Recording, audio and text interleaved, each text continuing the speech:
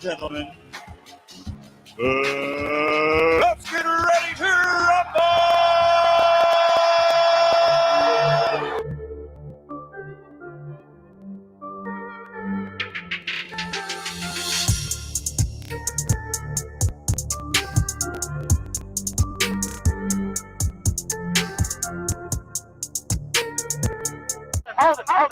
Hold it, you're not that pretty. All right, man. Wait. I shook up the wall. I shook up the wall. I shook up the wall. I bear witness there's only one God, Allah, and Muhammad is his final messenger. That's why I said on the bungle fight. Thanking you. They call me the problem, but you could call me the can man, because anybody can get it. Africans, Americans, Dominicans, Mexicans. How y'all doing, ladies and gentlemen? Welcome to Split Decision, episode 81. With me, the one and only, the Trill, Bill Haney. How you doing, Bill? Yes, sir, brother. You know what I'm saying?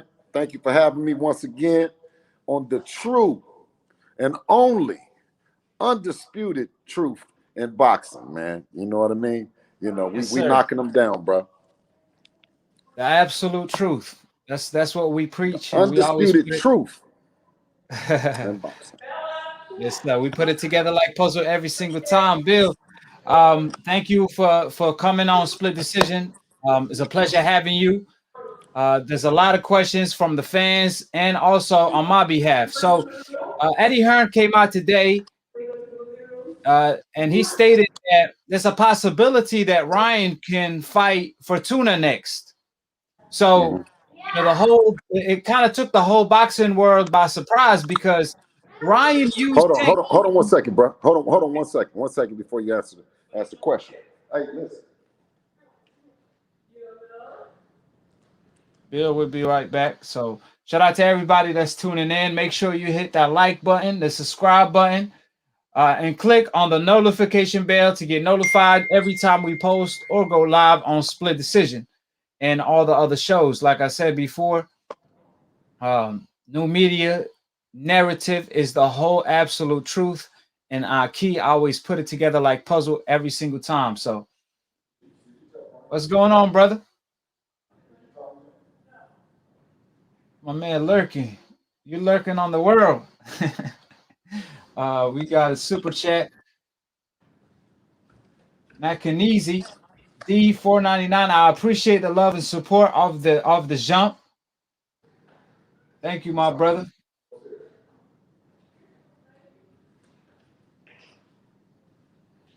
Shout out to everybody that's tuning in. So, like I said before, the question that I was asking Bill is that, you know, there's no secret. Ryan Garcia kind of used Gervonta Tank. Okay, we got Bill back. Hey. Yes, sir. Yes, sir. All right. So Bill, Eddie Hearn came out today and he said there's a possibility that Ryan Garcia could end up fighting Fortuna next. So that took the whole boxing world by surprise because we were under the impression that Ryan was going to fight Tank. You know, he kind of used Tank to get out of the Devin Haney fight. Then he used Pacquiao to get out of the Tank fight. Then he used Tio name to kind of save face to why he not fighting Pacquiao. And now he might fight Fortuna. What's your take on that? I mean, you know, it just you never can tell what these guys are going to say next. You know what I mean? It seems like I was going to say Mikey Garcia, but it seems like he's all over the place. Ryan Garcia, you know, 1 minute he's fighting, you know, Tank. He's looking for fight the winner of, you know, the mandatory for Devin. Then he's Pacquiao. I mean, I'm sure it'll probably be next. It'll be Mike Tyson or, you know, Deontay Wilder or somebody, man. You know what I'm saying? But it's always anything other than doing the one thing that you did, that you fought the eliminator for. And that's to fight Devin Haney for the world title. And understand, we don't have anything he doesn't have any hardware. You know, but it's a fight that the fans want to see. We're open and honest about that. I don't want to downplay his skill set. I don't want to downplay him, but I do want to say that he is ducking. He's 100% ducking right now. Yeah. So what's the purpose of another eliminator? You know, Ryan and Fortuna fighting each other. If Right. Ryan is not I going to don't know how fight many times. Devin Haney next. I don't know how many eliminators Fortuna done fought. You know what I'm saying? But you know, he didn't fought. He didn't fought an eliminator to be a mandatory. Now Ryan has fought an eliminator, and they're choosing to fight each other. Right? It's probably the first time in history something like this has never happened. Right. Hold on, Bill. Yeah, hold on. I just want to make sure that the audio is good. Let me check on that. Hold on.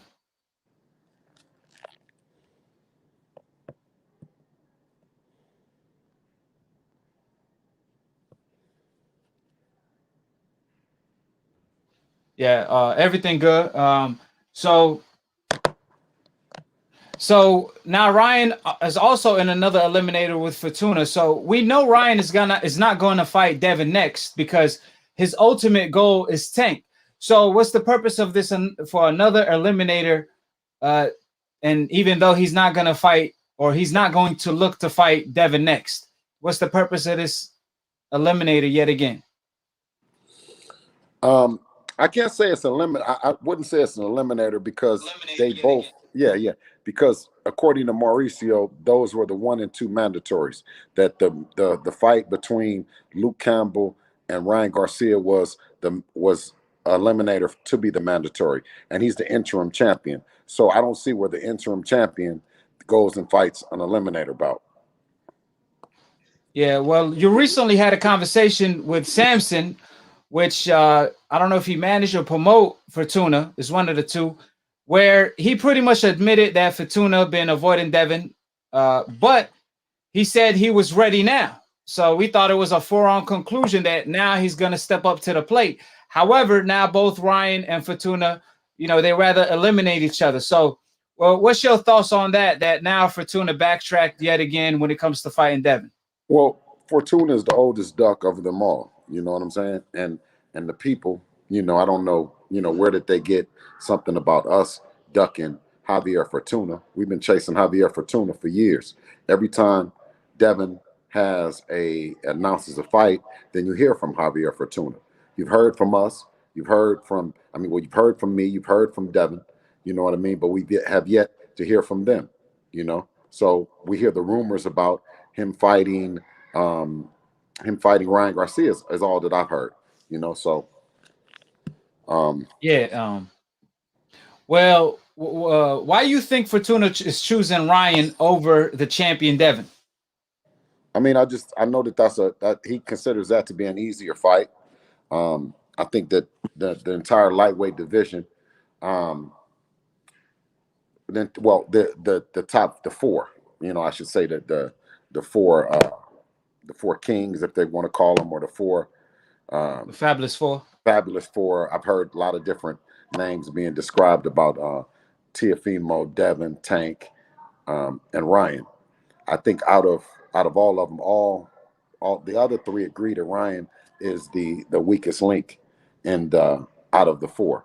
So it wouldn't surprise me that Javier Fortuna would pick him, but I wouldn't see why he wouldn't. If he thought that he could beat Devin, is why he would not be pressing to have the fight, to have a world title fight. Right. Was there ever a time in history where a fighter forced the champion to pretty much surrender the title, then have four eliminators that kept eliminating each other instead of fighting him? Do you ever recall a time in history that this took place? I can't recall a time, and I've been asking like some of the boxing historians that we know, do they remember a time like this? And so far, this is the first time that I've heard of it happening. Right. Now, obviously, it was Tio, one of the people that kept pushing the narrative that Devin was avoiding Fortuna. I think he saw that somewhere on his Instagram comment section. What's your take on Tio you know, he keep pointing at people for Devin to fight instead of stepping up to the plate. Right, which he's like I said, it's the total opposite of what his descriptive was of what a champion meant. You know, what a champion is supposed to be. You know, initially before the Lomachenko fight, you know, he had a lot of things to say about what champions should do and how they should conduct themselves. And I think that he's doing the total opposite of what he preached pre-Lomachenko.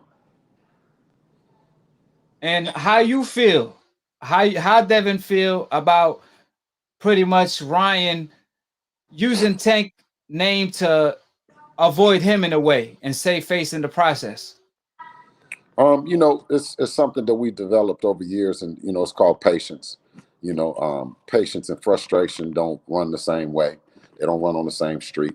We tend to, you know, pride ourselves with having patience and professionalism. So we can only get in the ring with the fighter that wants to get in there. You know, it takes two to tango. You've seen Devin and Teofimo's interactions together. You've seen when Teofimo has had the opportunity to fight him, and he's found every excuse in the book. And now his excuse is a mandatory. Well, we know with mandatories, you talk to the sanctioning bodies, and if it's a fight that's bigger, if it's a fight that's more lucrative, then obviously the sanctioning bodies won't get in your way. So I just think that that's it's blasphemy, the way that he's doing, the way that he's insulting other lightweights, and including Devin. You know what I mean? And instead of you know, opting to be a professional, you know, and fight him. Right. And if he was gonna fight Composis because that's his mandatory, why call out Devin from the jump? Why say I'm gonna send Devin a contract and whoever get back to us first, I'm gonna fight next? You know, if that was the case, if he knew he was gonna fight Composis and it was a foregone conclusion, then why say I'm gonna send Devin Haney a contract? What was the purpose of that? You think he was just using Devin Haney name for promotion? Yeah, he's been trolling Dev since the very beginning. You know what I mean? When he talked about the infamous sparring session in which he talked about it and he lied about it. You know what I mean? And then Devin pulled up on him and said, you know, what he said. So Teofimo, I think he thinks he can piss on the people's head and tell them that it's rain, you know what I mean, and get away with it. But I think his lies is catching up, you know what I mean? You know, his alibis aren't matching up, you know what I mean? You know, so you know, it's just right. One of those things, man. It's just one of those things that time is working for us and working against Tio. Yes, sir. Now, Eddie Hearn came out and revealed today to boxing scene that if Ryan Garcia fight Fortuna, he said, I would love a Linares fight for Devin Haney. Now, obviously, Linares is, you know, you could say the most dangerous out of the people that was part of the elimination.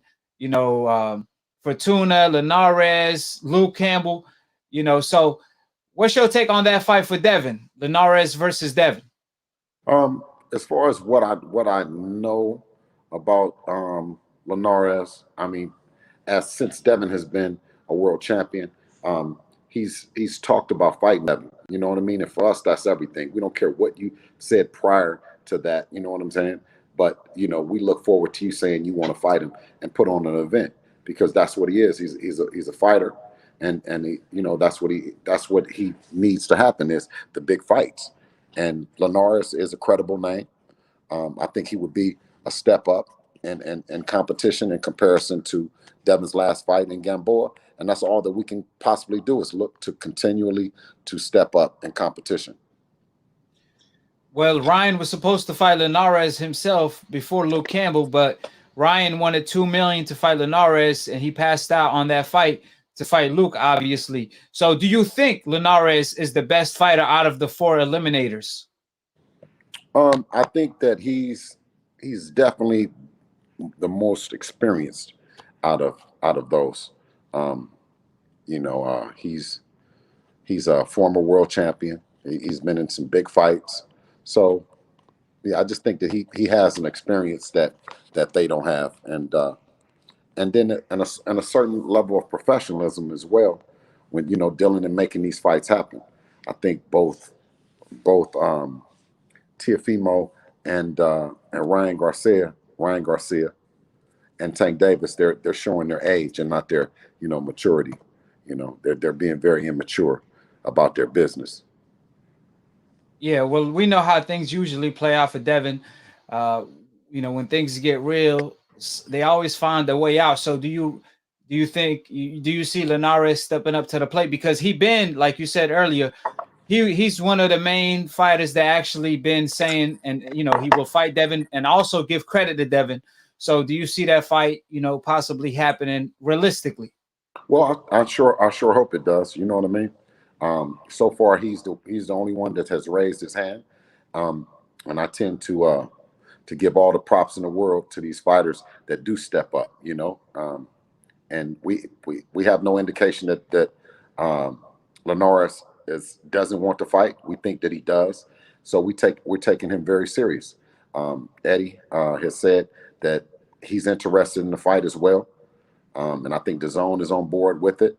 So, if Javier Fortuna and Ryan Garcia, don't want it, if they're ducking out, then you know what I mean. We it's kudos to Jorge Linares for stepping up.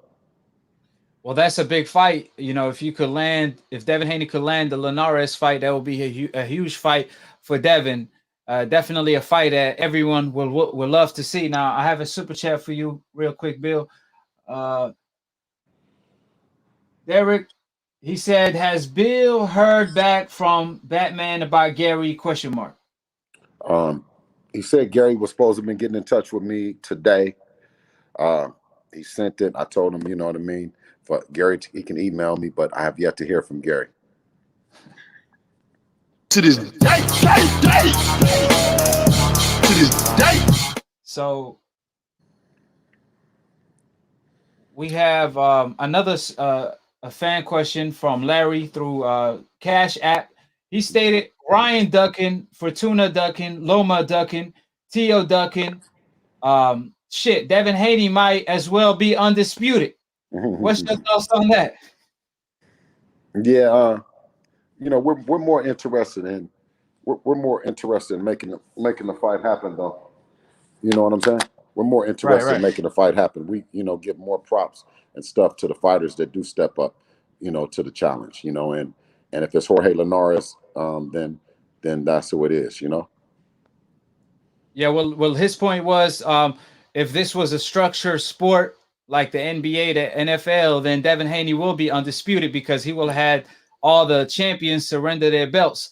So, but that's no fun. That's no fun. That's no fun for Devin. Devin wants to showcase his skills. He spent his whole lifetime, and his entire life, literally, to the sport of boxing. You know what I mean? And he wants to showcase his stuff to all the many millions and millions of fans and stuff around the world, right? That love boxing. That's what his goal is to get the best fighter in there and put on his best performance of a lifetime. So we're not 100% happy because these guys are ducking. We have to find the silver lining in it, and being that Devin's skill set demands that kind of respect, but it's still a bittersweet feeling. Well, we know Tia always big himself up as the A side, as the man, as the king of 135. In the past, Tio Jr. and Senior said they're going to make 10 million versus Composis. Now, Bob won't even pick up the fight. So the fight now is heading to purse bid. What's your take on that? Well, when I heard it went to purse bid, me and Devin, we whispered to each other, well, what if we bid on the fight? You know what I'm saying? So, it's something about, it's one of those things about being a promoter and Devin being a young promoter, and the fact that, now you can be involved in those things. You can go and bid on the fight. You know what I mean? You have the resources, you have the connections to do it. You know what I'm saying? But it's something that we're considering. But So let me get it clear over here. So are you trying to put Tio on your undercard, or are you trying to just host the whole event? No. What's going on? No, we would put on, just like any other promoter, we would put on Cambosos and Teofimo Lopez. And in all seriousness, with that, I don't know if we would be able to, but this is something that we want to be able to. This is what we're gearing the Devin Haney Promotions brand to, that we're able to come in and bid on those kind of fights as well. Just as the Matchroom team does, just as Top Rank, Golden Boy, and alike. So yeah. Yeah, well, Teofimo Lopez versus Compose's purse bid is on February 18th. So basically, your bid is in. You know you already got the number in your head, and you definitely in the purse bid. Right. Well, it's a lot more things that goes into it than that. But you know what I mean. Just having the opportunity is good for us. You know what I mean. And we'll work at being able to seal some of those deals, get some of those kind of fights and stuff like that. You know, because unlike Bob, I think that I know it's not a marquee fight, but you know it's a fight that's. You know what I mean? I'm not into down in the fighters or whatever. You know what I mean? So, you know. Yeah, you definitely interested. I want to reserve that comment right there. Right. Well, if you're trying to pick up the fight, you do got to reserve that comment. So, Bob did come out and say though he doesn't care about Lopez versus Composis. He said it's not a marquee fight, but Tio swears up and down that it is, and he says Composis is this proving guy, so on and so forth. So, what's your take on that, Bob? Aaron comments there's not a marquee fight. I would be, you know what I mean? I would be lying to you if I told you that we weren't interested in the entire landscape of the lightweight division, who wins, who fights, and everything. So it's a fight that's interesting to us. You know, I'm pulling for Kambosos. Yes, sir. I see you now. Is you think obviously the fight is not going to be in Australia? Tio senior projection that his son was going to make 10 million. Now it don't seem like it's Tio's even going to make 4 million. You know, in a fight like that where the fight got to go to purse bid. So it seemed like there's not that much money on the line. What do you think about their comments about making 10 million against Composis? If I bid it on it, he wouldn't make 2 million. Oh, so we know if you got it. we know you got a deal. We know you got a deal for sure. We got a super chat for you, Bill. If you can't get the fights you want at 135, will you try to unify at 140? ? Oh, absolutely. We're thinking about it right now. Of course, Eddie and Devin, they like the Linares fight. You know, so that's probably our last. That'll probably be our last fight at 135. I'm thinking, but like I said, you always got to reserve that to hear it from Devin and you know, and the rest of the team. But in my mind, I'm thinking, you know, the 135 pound class, unless we get an agreement that, you know, after this fight, after the Linares fight, then we have a big fight with one of the other 135 pounders. Right. But Devin is not moving up to 140 until Tio move up, right? He could still make the weight. I think that Devin will move up when there's no other opportunity for him at 135. I think as long as there's opportunity there at 135, then he's committed because he's a world champion. But you know, when he no longer can either make the weight or no longer feels that it's any credible competition there for him, then we're definitely gonna go up to 140. Right. What's your take on Tio? He came out and said that this YouTube boxing stopped diminishing the sport. You know, obviously he's saying that all these YouTube boxers, I'm assuming, is destroying the sport. What's your take on that? You know, I never tend to want to blame anyone. I don't work the blame game. I know that Tio, Fimo, and Devin had the world looking at them and wanting them to fight, and he chose not to. So what does that say about him and how he feels about what the fans want? You know, you say what YouTube, you say about the YouTubers, but then you come and you fight George Kambosos, and clearly that's not something that the people want. They're not clamoring for the fight. I don't hear a bunch of people talking about what a great fight that's going to be. Right, right. So to take boxing to the old days, to the old school, the best must fight the best. He must fight Devin for boxing to be like it used to be, right? Right. Is that, wouldn't you say that? Yeah. Well, if he ever fights Devin, he'll at the end of it, he'll just be another feather in his hat when it's all said and done.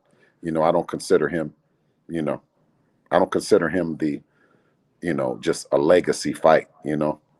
I consider him a fight right now, but I don't, when we look back on it, I don't think Teofimo will be remembered like that. Wow. So you don't view him kind of like one of the Fabulous Four. You see him as another number on Devin Haney resume. Yeah, just as another number. I don't see anything different than the Tank, or he's he might be a little bit ahead of Ryan, and him and Tank are probably about the same. You know what I mean? I think they all do great things as young fighters, but it's something special. I always say it's just something special about Devin that's just a cut above everybody else. Yes, sir. Yes, sir. There's a super chat for you, Bill. Basement Dot, appreciate the love and the super chat, my brother. He said, AKHi, thanks for the show, and please tell Bill Haney to tell his son, good job on calling out guys like AK and Barack, especially AK, and the biased media with Teofimo Lopez. Yeah, I think AK is AK a good friend of Tio's or something like that. I think they have some Brooklyn ties or something like that. I think that is AK the one from Brooklyn, or is it Barack? Which one is from Brooklyn? Think they got to be both from Brooklyn, because they're both from Brooklyn. Oh, okay. Yeah, they got to be both. You know from what I mean? Sure. And anyone that knows the Brooklyn, Brooklyn guys and stuff like that, you know what I mean? It's very, very hard to get them to go against the other Brooklynites. You know what I mean? Brooklyn, I'm from Brooklyn too now. Yeah, I'm from Brooklyn too. Okay. Yes, sir. I said it's hard, but it's not impossible. Yes, sir. Hey, but I always go with the truth. So yeah, that's right. That's right. But I do have a question. Obviously I was watching the Devin Haney when he pulled up on their show, and Devin Haney said Tio is capping. Then Barack said, how can we tell he's capping if the IBF ordered a fight? However, they continue to ignore the fact that Tio said he sent Devin Haney a contract, but he never did. So is that capping or not? Big cap.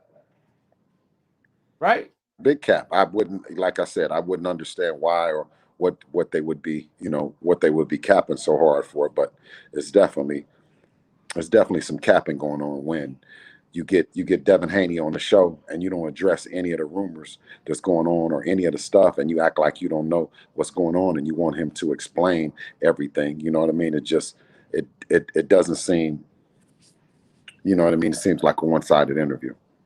Right. Now I do understand, because as a journalist, you're supposed to do your job and do your homework. The fighter's job is to fight.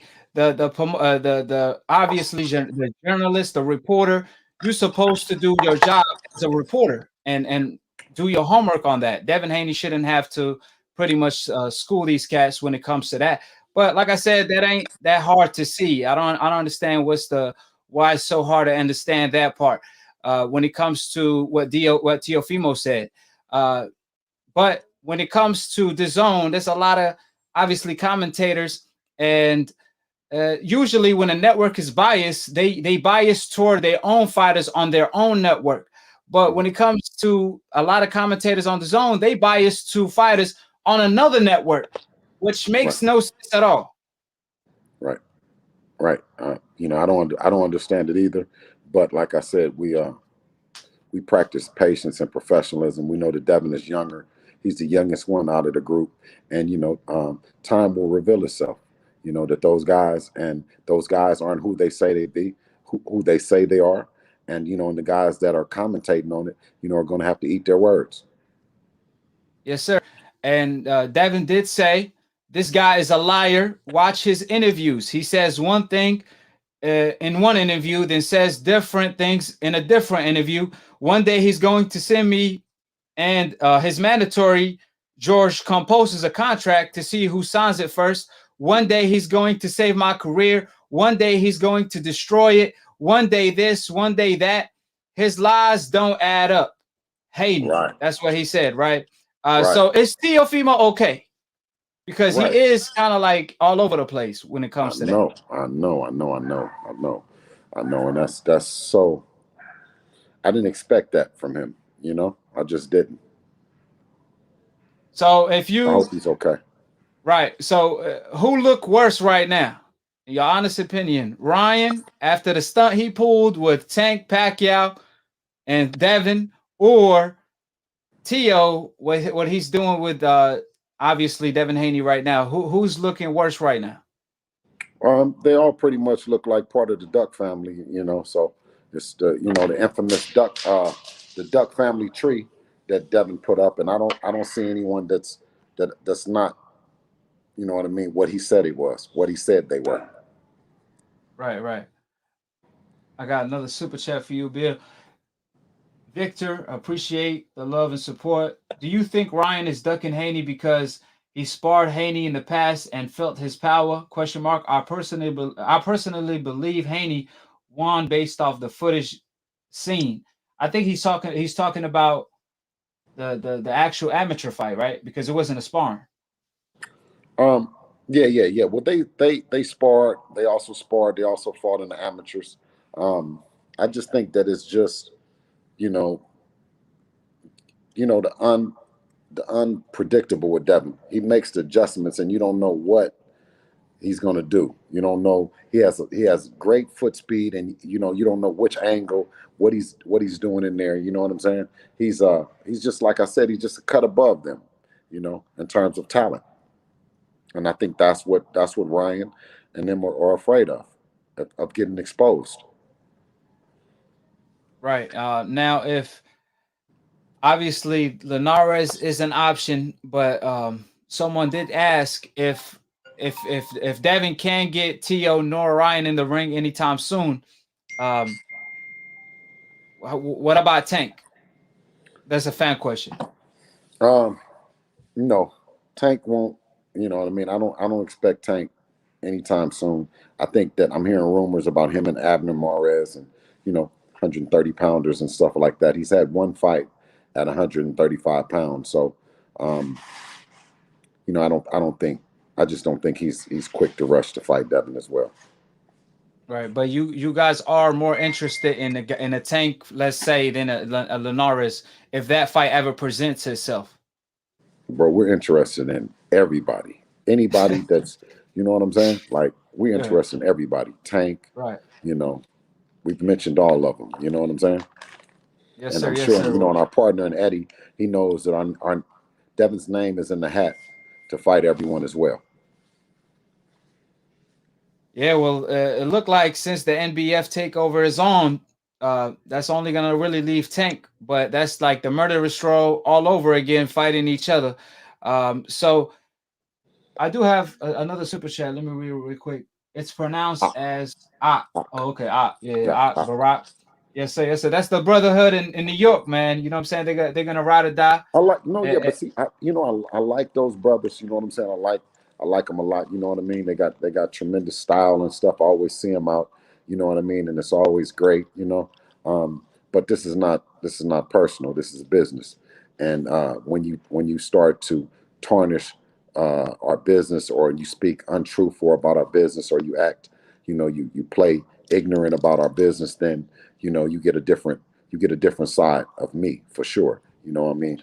Like I said, this is business. It's not personal. Well, there's always a line between being a professional and doing your job as a reporter, as an analyst of the sport, and having a friendship with others. Being a fanboy of, or even a fan of a fighter. So I feel like there's a fine line of doing your job and just you know, speaking the truth and reporting facts. At the end of the day, that's what you pay to do, is report facts and report sources. So if you don't know the news that's coming out, then you got to do your homework as a reporter, you know. Right. So that's definitely understood. Now, there's another question. Brandon said, Bill, as far as a new lead trainer, if Devin said he want to hire Derrick James, would you embrace that? Question mark. Is that an option? Question mark. Absolutely. I would embrace anyone that Devin wants to bring, anyone that Devin feels comfortable with going to battle with. I would embrace it wholeheartedly. Like I always spoke about, we have a great fraternity of coaches and mentors that have been instrumental in Devin's career. So we're not going to have a problem adding more firepower. We're not going to have a problem at all adding more firepower to the Devin Haney brand. Yes, sir. Yes, sir. Now, if you got to rank the lightweight division from 1 to 4, starting off with Devin, how the ranking will be? 1, Devin. 2, Tank. 3,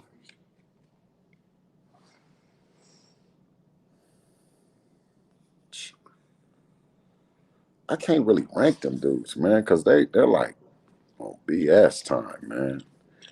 But I would say 3 Tiafimo, 4 Ryan. Yes, sir. Yes, sir. Now, you know what I'm saying? Name me the or maybe even Loma. I would put Loma right in there under, probably under T.O. But see, styles make fights. So I think with those guys, any one of them can present a problem for each other. But I think Devin can make the adjustment with all of them. Right. Now, what's the first things that come up to your mind when I mention Teofimo? Tiafijo. Well, what about Ryan? Ryan. Crying. Tank. No comment. Lomachenko. No Machenko. Man, it's a pleasure always having you. Like always, Bill. You always kill it being too trill, man. I'm gonna start calling you Cool Bill Haney, man. Cool like Bill I said, Haney, man. Hey, man, you brothers, man, are man. I'm saying, man, are just beautiful, man. What you guys are doing and what you guys did for Devin Haney, and you know, and our family. You know what I mean? Constantly reporting the truth. You know what I mean, and keeping Devin's name lit. You know what I mean? I can't thank you guys enough. New media, LDBC, you know, and the like. You guys are doing something that's really exceptional, brother. Keep doing what you're doing. Don't let nobody tell you nothing different. You know, old media, I don't know, man. It's looking shaky. It's looking shaky, but the truth will always come out. And I gotta commend you for what you do for your son every single time. You always got his back, and you put him in a great position. I don't know too many fighters that make $3 million at 21, 22. You know, that's unheard of. I mean, even Fortuna manager / promoter spoke about it. So obviously, it ain't the money that the reason why Devin Haney's not getting the big fights. It ain't the money, because Devin Haney is paid more than all of them. Right. It's the boogeyman status. It's the fearsome status. The Las Vegas status of all them sparrings.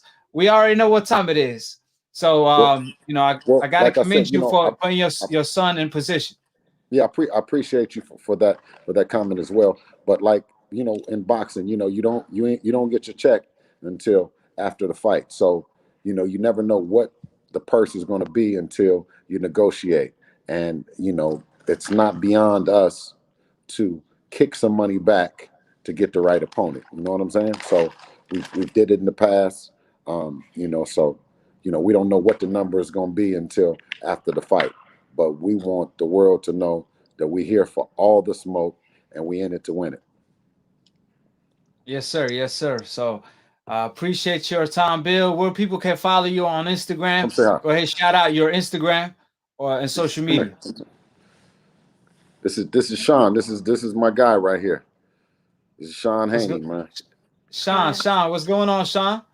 Nothing. You want Where anybody to where follow people you? could You don't want nobody to follow you? the world is listening. You might get 1,000 followers right now. You don't want to get no followers right now? Huh? All right, well, follow that. You know what I'm saying? Listen, I'll tell you where you can catch me. You can catch me on your ass if you mess with Devin. If you talk about Devin, I'm on you. I'm on you like a cheap suit. Bill pull up Haney. That's they don't call you Bill pull up Haney for nothing. I appreciate it, Bill. Thank you for your time every single time, and definitely gonna see you and talk to you next time. Thank you, brother. Appreciate you always, man. And shout out to everybody in the chat, man. You know what I mean? We love and appreciate you guys, man. Okay? Peace. All right, peace. Appreciate it, Bill. Oh man. So I'll be right back. Just adjusting things real quick. Everybody can get it.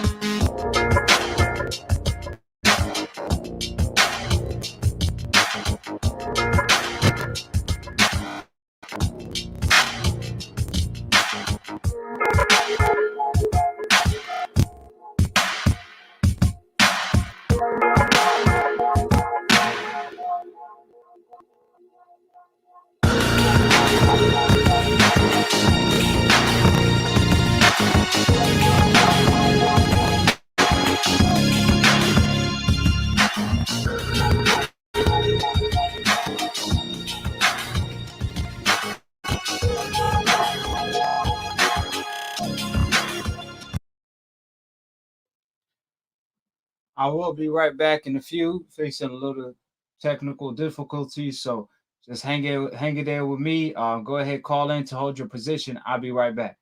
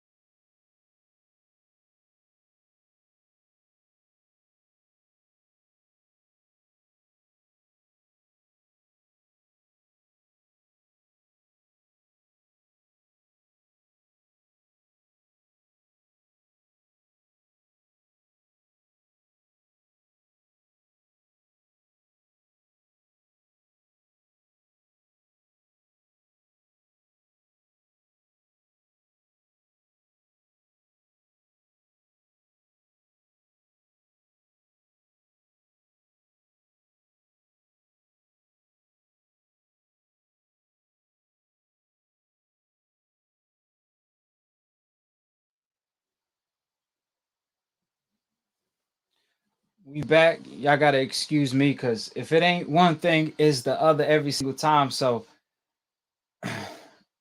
getting things in order. I'm working on getting a new system. The camera keep crashing on me for some reason, so I'm gonna definitely find a way to fix the issue. With that being stated, I'm gonna go ahead and pick up a call. Call in. The number is in the description box below.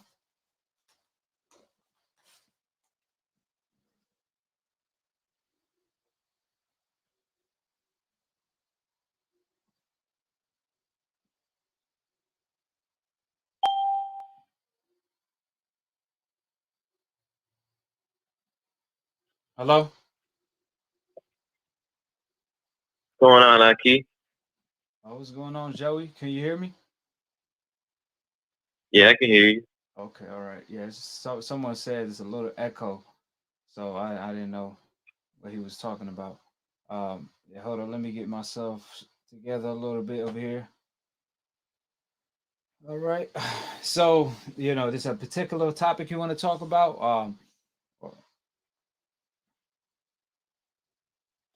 Um, if I'm being honest, before any of that, I wanted to talk about this recent video that I looked at a few hours ago. It's about Dave. Uh, what's his name?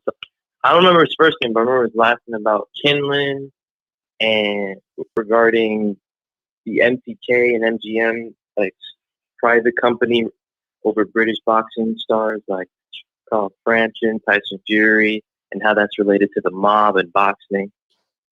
That's really what I wanted to get your look. I wanted to know if you know anything about that.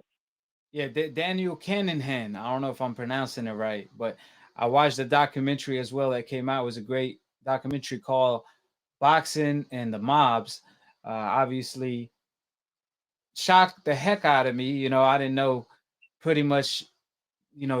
I knew what was going on. I heard about the news. I heard about Tyson Fury affiliation with, Daniel Cannonhan, who's supposedly a mob boss on and all that. But I didn't know it was this deep. I didn't know it was this bad. I didn't know it was this serious. And I didn't know the man was this powerful, where he was actually the head of MTK Global, according to the documentary. It was a well put together documentary that pretty much explained everything. I think it's on Netflix, so it pretty much told everything on Daniel Cannonhan and what was going on. The man been investigated for 20 years. He claims he's innocent, but he's also in Dubai. So that lets you know how serious the matter is. If he truly believed he's innocent, he wouldn't be in Dubai hiding. So they still trying to put evidence together in order to link him to the crimes that they think he that he's related to.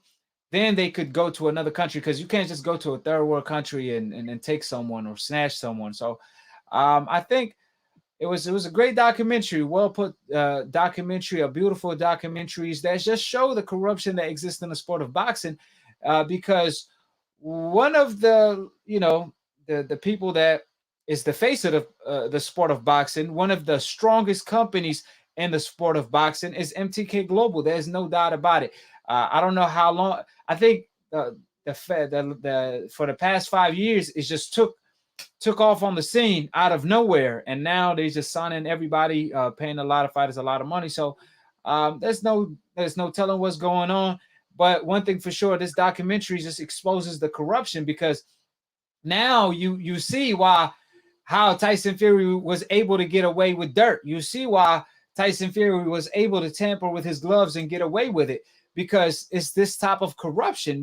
When a guy like this is involved at the highest level in boxing, there's no governing body that will stop any of this from taking place, because the absence of a governing body allows for loopholes in the system, for multiple things to go wrong, for fighters to take steroids, for fighters to tamper with their gloves, for not severe punishment when it comes to failing a drug test, or even for a guy like Daniel Cannonhan to be involved in boxing, which he pretty much still involved to this day. To this day.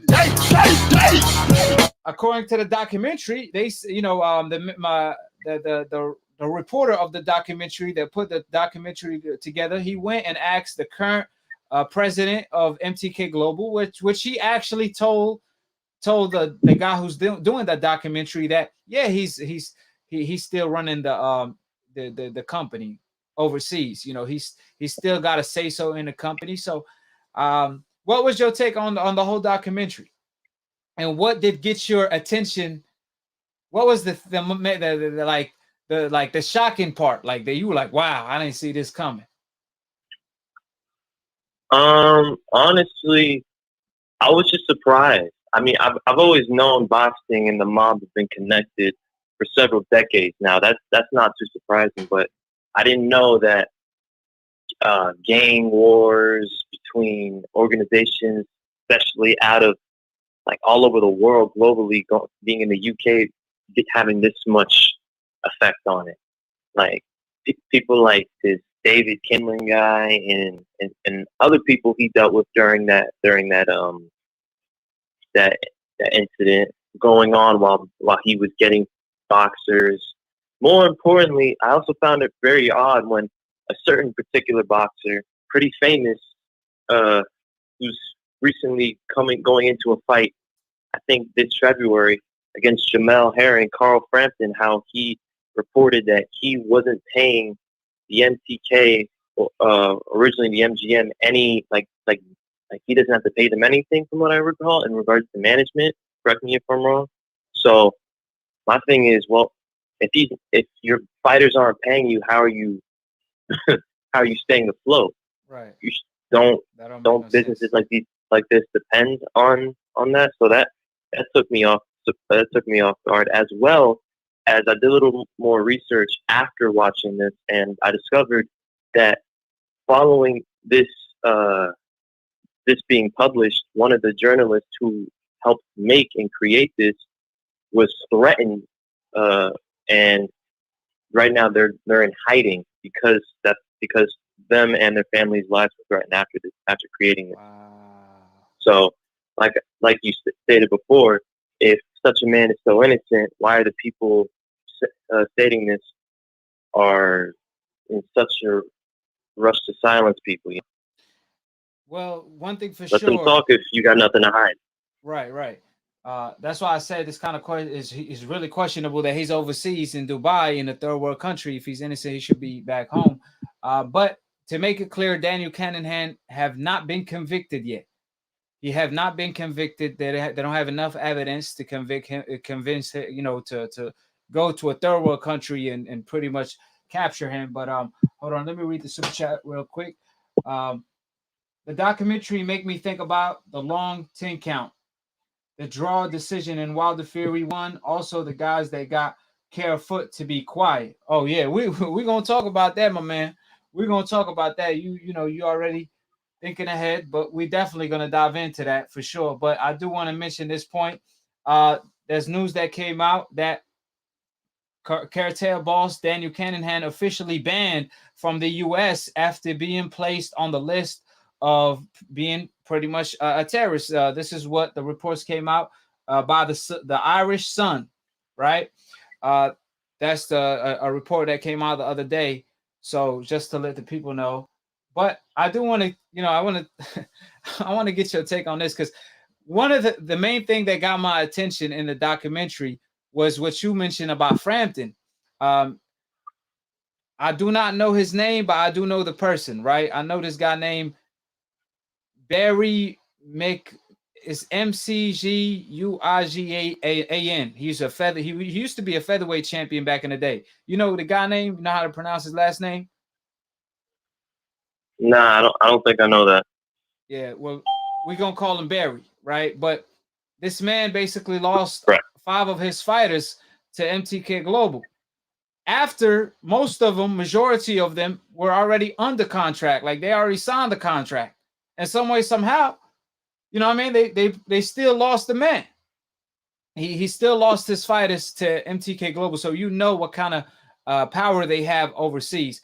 But the thing that got my attention the most as after I did my own research, because all of this started hitting me. I went and heard, I read statements by Daniel Cunningham claiming he's innocent, saying that they're trying to set him up, that he's doing this for the community. The only question really is how you getting the money to give to all these fighters if you're not taking at least 5%, 10% of their budget. That don't make no sense. Like Frampton pointed out, he don't pay them nothing, right? Now, Billy Joe Saunders, he came out and said that Barry is a rat. In other words, he a snitch.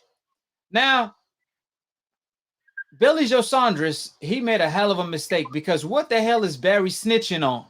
Unless what he's saying is true, then what is he really snitching on? Because you don't call nobody a snitch unless he's telling factual information.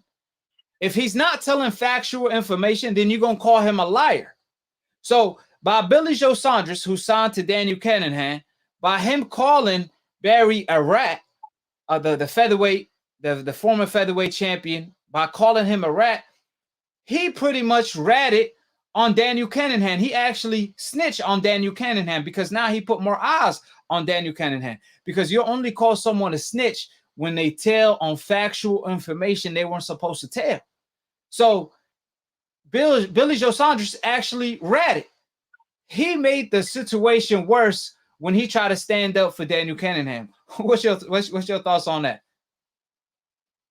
I'm not too surprised that someone like Billy Joe Saunders would open his mouth. This guy is known in the public. Eddie Hearn has made it very clear that this guy isn't the brightest or has the best tact. This guy's always caught up saying or doing something that either ends up getting him suspended or making the sport of boxing look ridiculous. So I'm not surprised someone like him said this. So.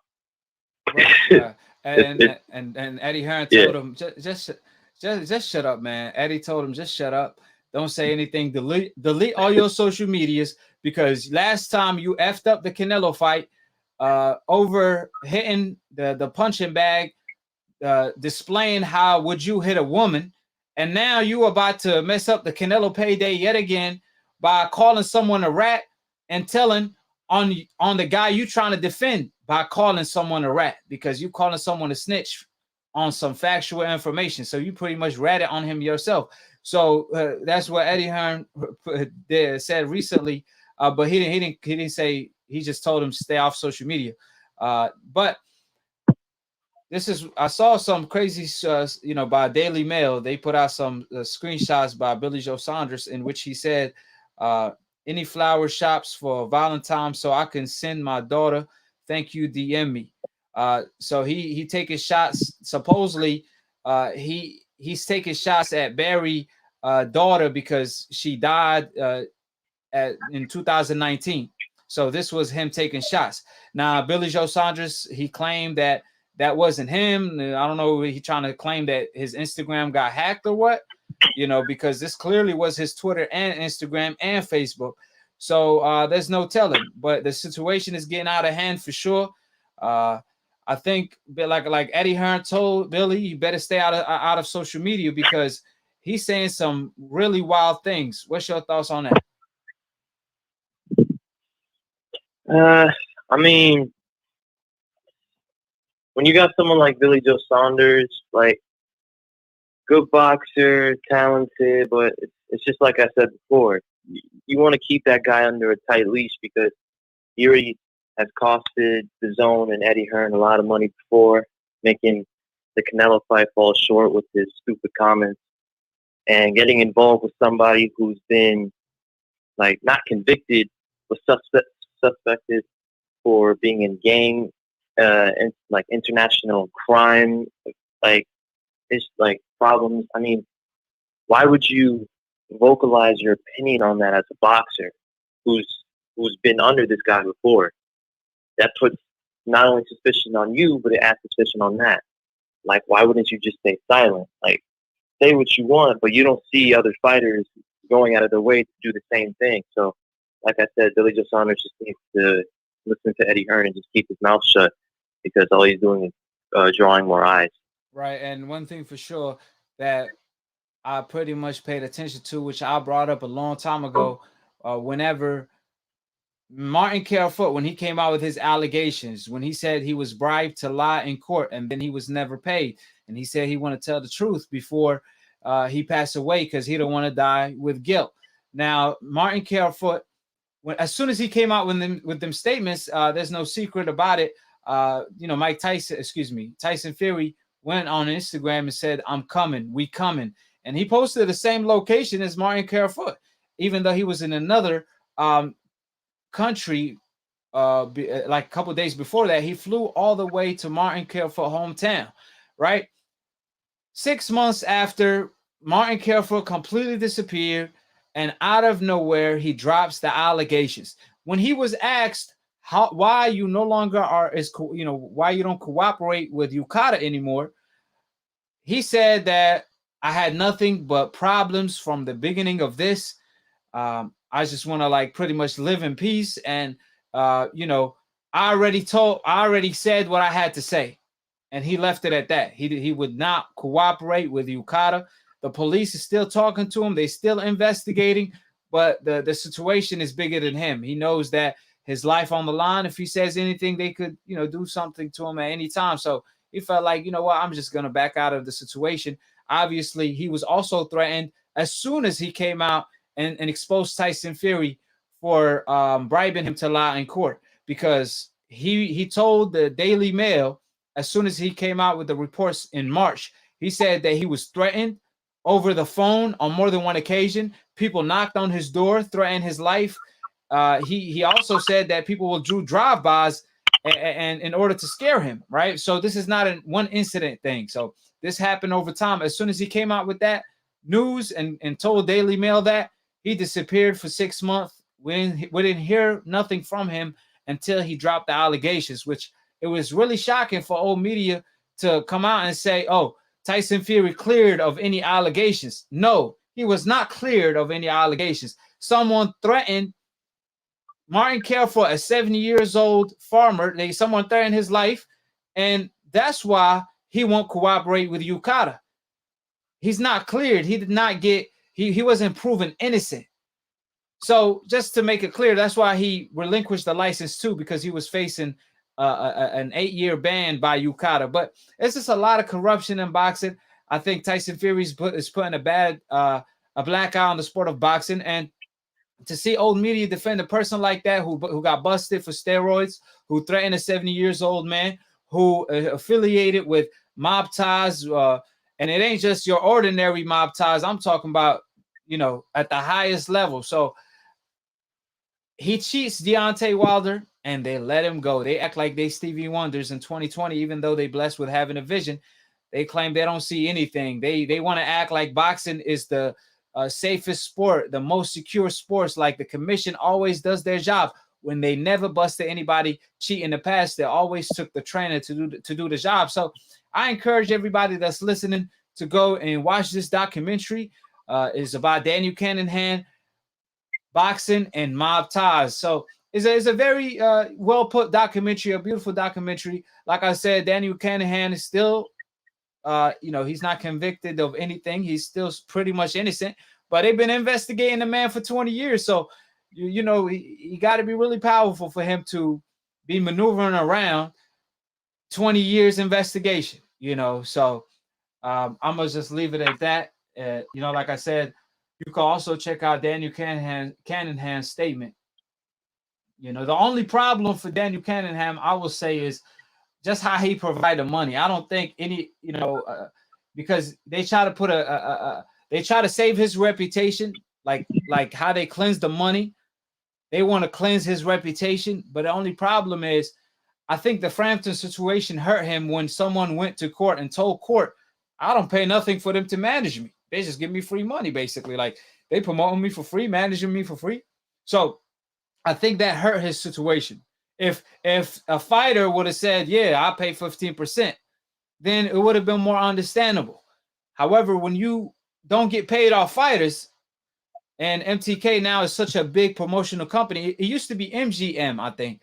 and now it's MTK. Now that puts a lot, that puts a lot of attention on MTK, and it's crazy. They worked with everybody. That's the problem. So if MTK is corrupted, then damn, like what's going on in the sport? But like you said, boxing always been connected to mob ties, even in the United States. It's always been like that. I mean, that's part of the sport, and that's why we need a government body in the sport of boxing where it, like the UFC, there's a structure to the sport. There's rankings to the sports. There's someone that's going to force fighters to fight each other. There's also someone that's going to keep the fighters safe and health safe. Now, look, all this corruption outside of the sport is one thing, but to have corruption in the sport as well. Now you have a fighter, you have a guy like Danny Canahan that's investing into the sport. Okay, things happen, but to see some type of corruptions where a fighter cheat and get away with it, and everybody acting like they don't know what's going on, that's when it's a bigger issue, you know. So I just think, you know, hopefully, you know, the people start putting things together like puzzle and see the bigger picture. But any else you want to talk about? I mean, if I'm being completely honest, I kind of wanted to talk about something that's been kind of bothering me lately. And that's been the whole, like, you know, Teofimo, like, Devin Haney discussion, you know? Let's go. See, like, in most case scenarios, when it comes to Canelo and Lomachenko, you can tell a fighter's ducking pretty obviously, because you got Canelo, who had an opportunity to fight for Undisputed and claimed it was his dream, but then turned his back on that. You got Vasily Lomachenko saying the same thing, vacate his title to avoid Devin Haney. With Teofimo, it's not that he can't do the same thing. It's just that my thing is, I'm not too convinced that Teofimo's ducking Devin Haney simply for the fact of the matter is, if Teofimo didn't want to fight Devin Haney, if he didn't want to fight the best fighters at 135, my thing is, why wouldn't he just move up to 140? Like, I don't see the point of him sticking at 135, saying he has 1 or 2 fights left, because at the end of the day, what's a bigger name? Fighting the winner between Joshua and Jose Ramirez, or defending your titles against your mandatory George Kambosos? It just seems to me as if he's trying to take care of his mandatory and make the Devin Haney fight. Now, I'm not saying that's a guarantee, but it's I don't know, it's not clear cut to me as if in other instances. And yeah, I know Teofimo has lied and contradicted before, but I've also seen other fighters do the same thing, and they haven't ducked either. Like, I regard Errol Spence. Like, Errol Spence in the past has kind of contradicted himself when he stated he was not going to leave the 147 division without facing Terrence Crawford, and yet a few weeks later, he was asked by Chris Mannix, I believe, about when he's going to face Terrence Crawford, if he's going to face him in 2021, and he quickly brushed aside the question to bring up a potential fight with Canelo Alvarez, and that kind of struck me off guard, because I'm like, why are you going to bring up a fighter at 160 when you're trying to become undisputed and claim you're not going to fight at 147? And then with the whole lies about like when he was asked about has that any fighter's been calling you out for over a year, he said no fighter's been calling me out for over a year, even though Terrence Crawford's been calling him out for 2 or 3 years. So that's not really honest, coming from the truth. But at the end of the day, I think Errol Spence wants to fight Terrence Crawford. I think that's just a money issue.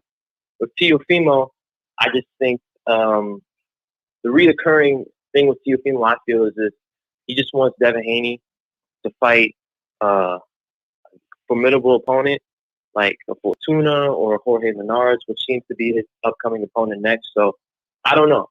I'm not saying the way I see it, if Devin Haney fights Linares or Fortuna next, beats him, Teofimo deals with Kambosos, but it still has issues, then yeah, there's nothing to discuss, because now the man did exactly what you said. But if he's like in this situation, I don't know. I'm just not too convinced yet. Well, I completely disagree with you, Joey. I think it's clear as day, and it's the other way around from what you said. And let me explain to you. So I'm gonna try to respond to every point you made, but I might forget something. So remind me if I do forget. Bring up any point you brought up earlier if I do forget. But as far as why Tio will stay at 135, if he trying to avoid Devin, why not move up to 140? Well, I'm gonna tell you why he won't move up to 140 right away. Well, it's multiple reasons. First of all, if he move up to 140 right now, there's nothing to do because Taylor and Ramirez is still occupied. Like they have a fight coming up supposedly in May, right? So if he goes up to that division, he gonna have nothing to do because all the belts are with them two guys. So my will keep your belts that you won, make all that money now, because if you move up to 140, you're not going to have any belt to fight for. But at 135, you got multiple belts. So when you defend your title, you're going to make more money than just moving up to 140 and fight a guy for no title, right? So that's part of the reason. Also, another part of the reason is Ryan Garcia. A lot of people fail to realize Ryan has a lot of star appeal because he got a lot of followers, but he don't bring as far as like the money Gervonta brings to the table. However, what he do bring is not as much risk. Devin bring a lot of risk to the table, even though Devin get paid more than Ryan and he got a belt, but he bring a lot of risk. So Tio don't want to fight Devin because I don't think Tio, I used to think he believes in himself that he could beat Devin. I'm starting to believe he don't believe he could beat Devin. But with Ryan, he felt like, oh, I could put this man to sleep because everybody views Ryan as the weakest link. It ain't no secret. Tank said that. Tank said he's the weakest link. Devin said he's the weakest link. Tio said he's the weakest link. So I think Ryan still believes that's a realistic fight because even Bob sat down with Oscar De La Hoya the other day discussing the possibility of that fight.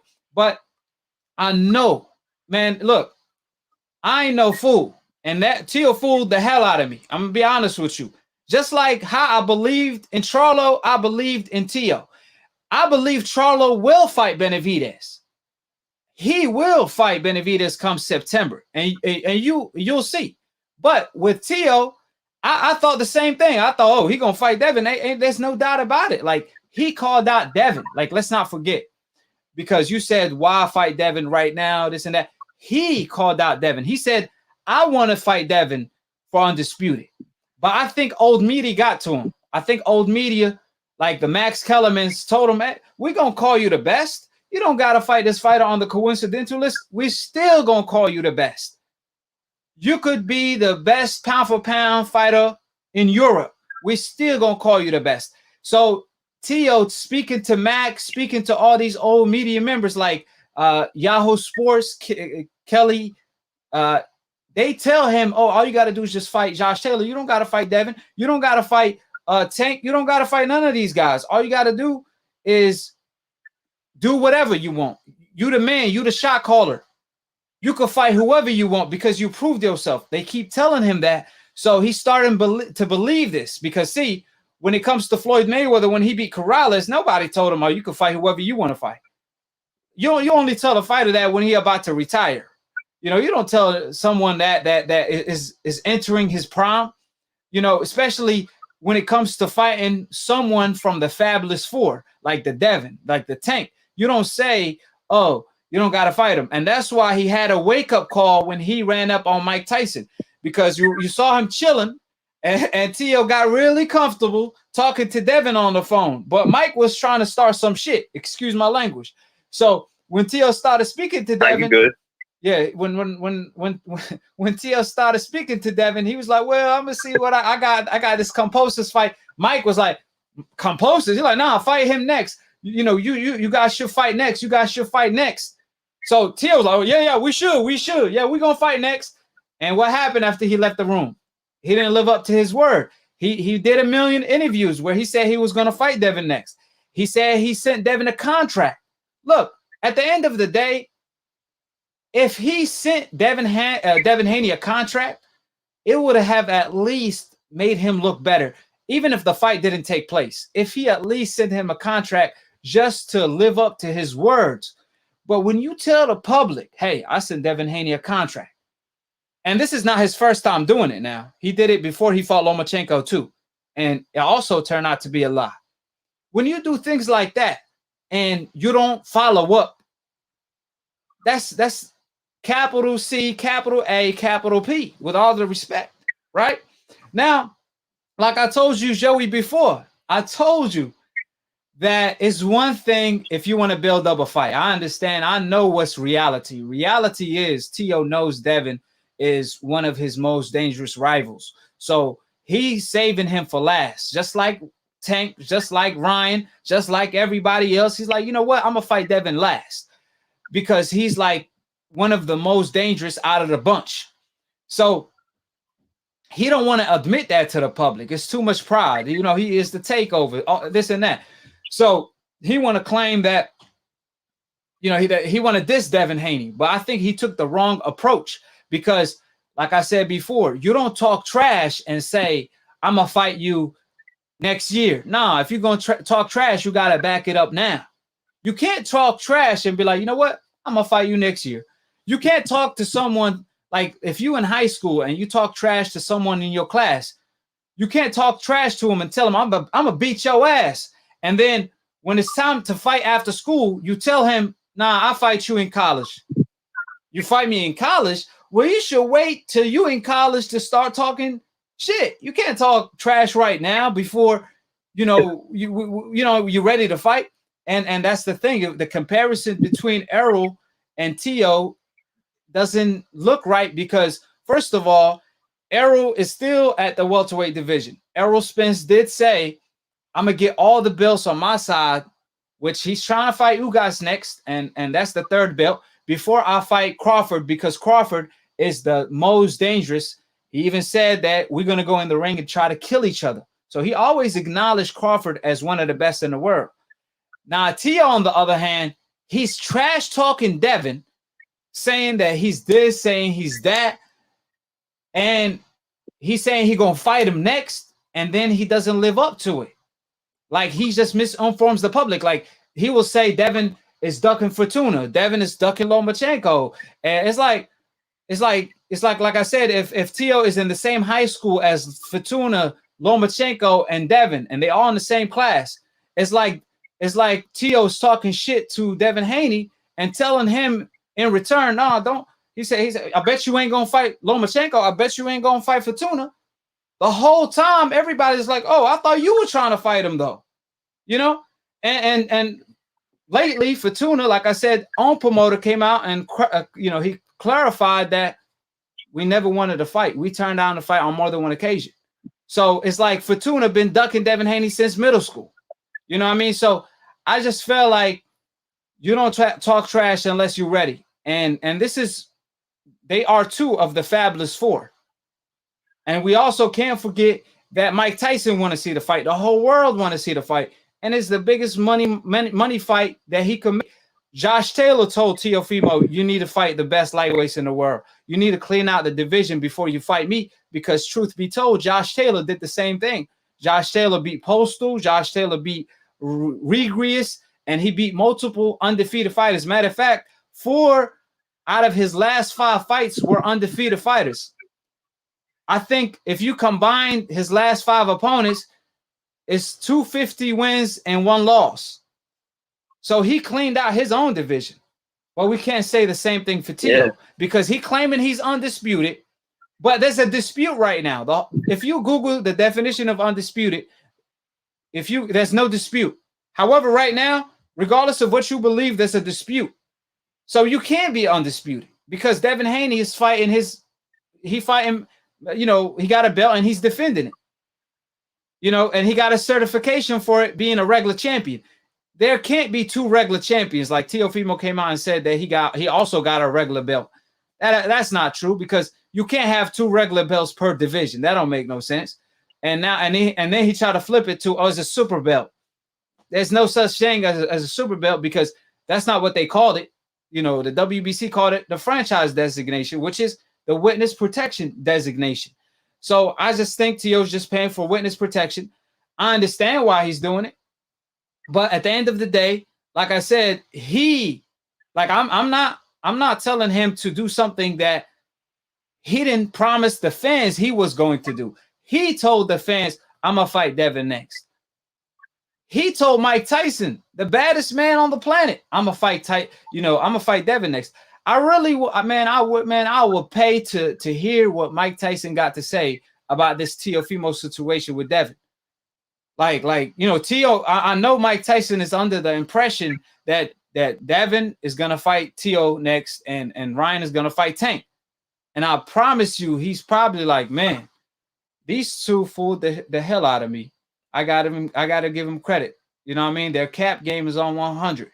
So like I said, I just don't see, because it was you, actually, Joey, it was you that came on the show.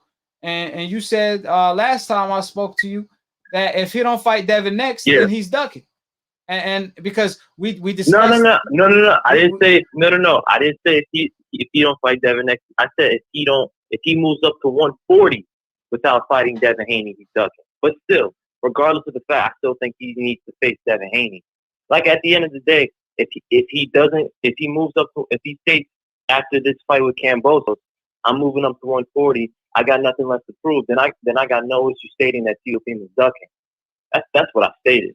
But no, I ain't talking about today. Yeah, no, but I ain't talking about today. You told me that on another show.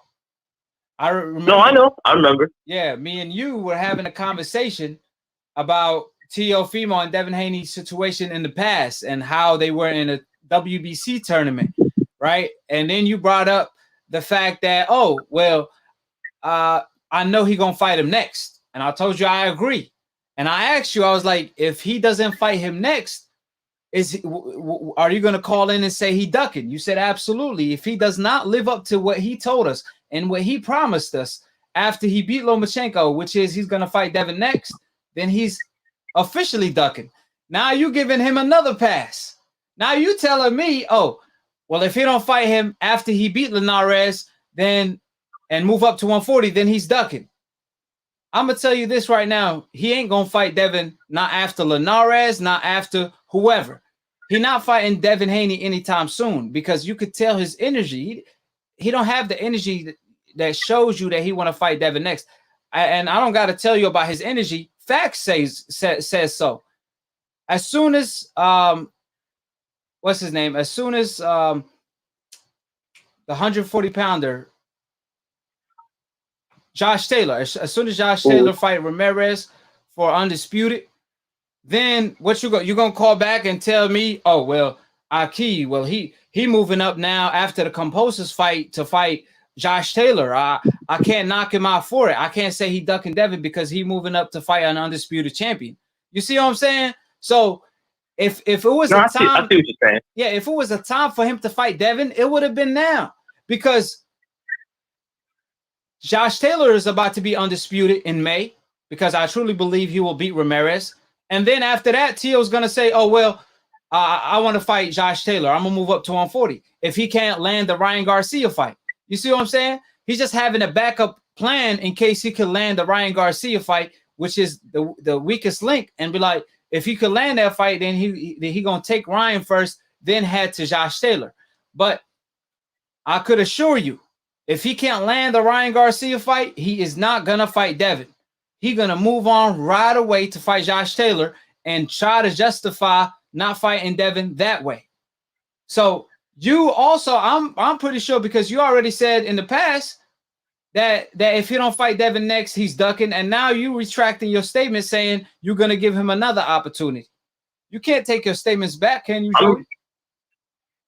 Nah, it's not about that. No, the thing is, if I remember saying, I mean, if you got me on video saying it, then I got nothing to hide. But I remember stating specifically, if Teofimo moves up to 140 without facing Devin Haney, he's ducking.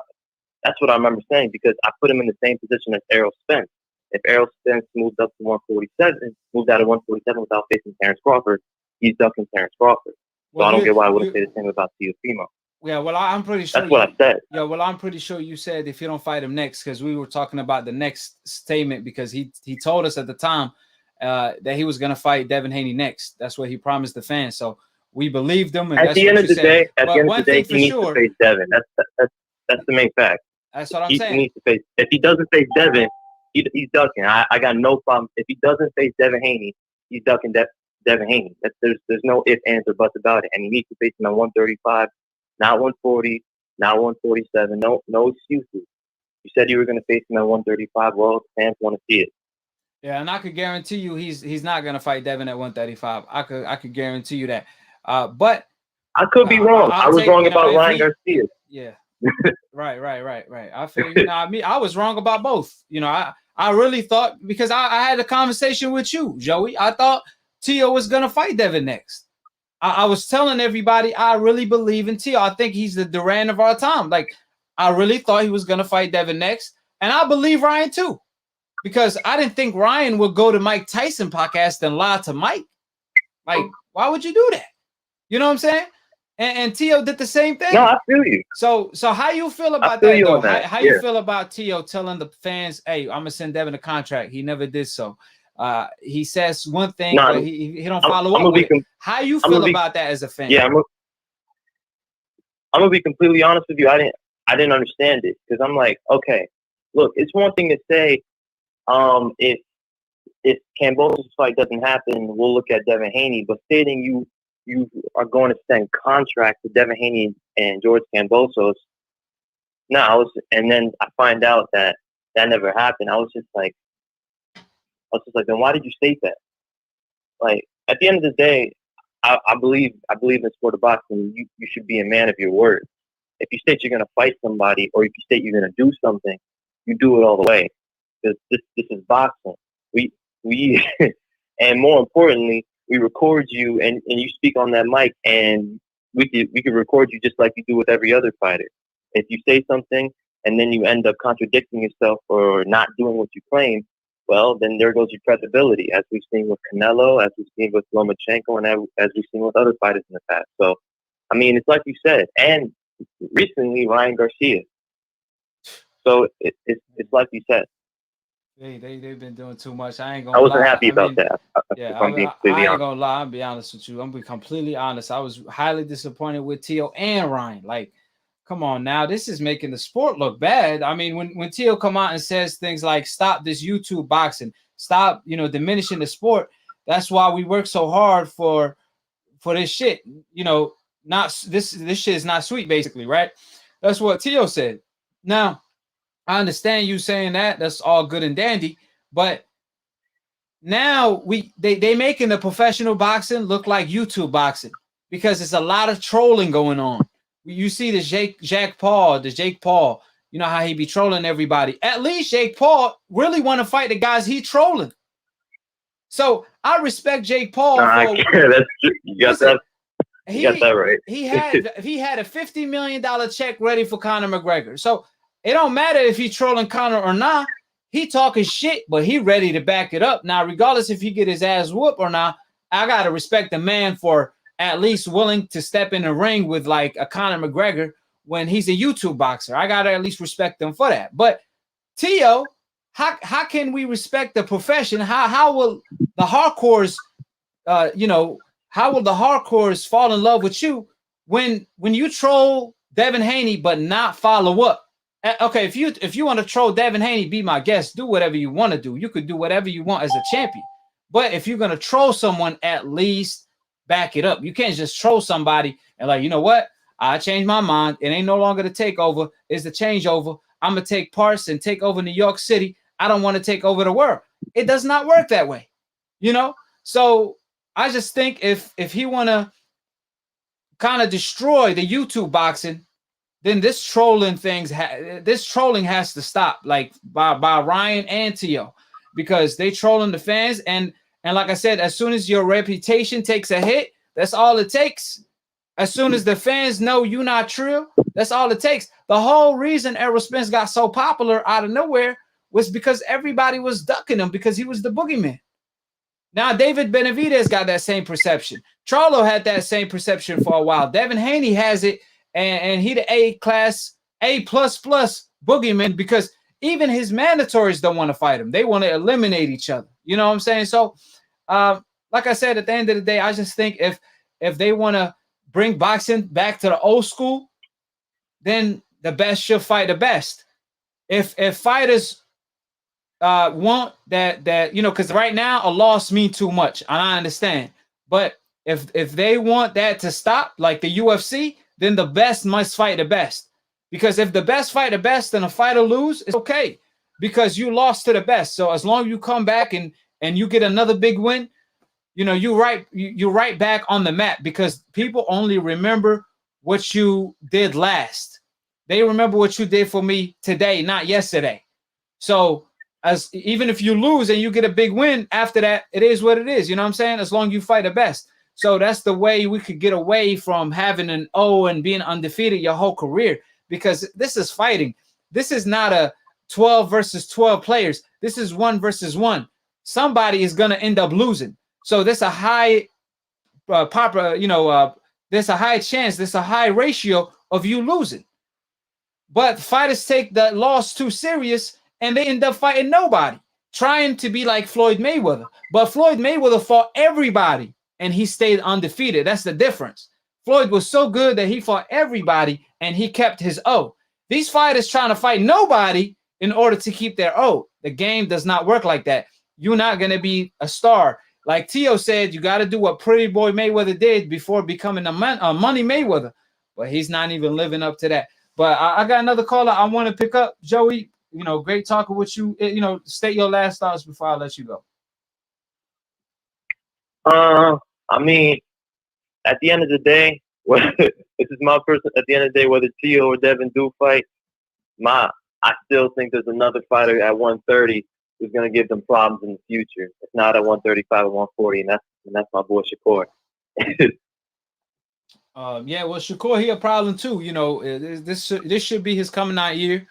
At 130, he's supposed to fight Herring versus Frampton winner, then Pritchett, and then obviously the Tank, the big fight. Yeah, that's the big fights, and shit. That's another thing coming, Shakur. So you know they got a storm coming for sure.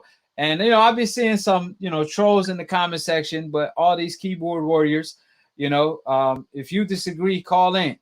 But if you want to just troll in the comment section, then like I said, you decaps don't have no cojones to call in.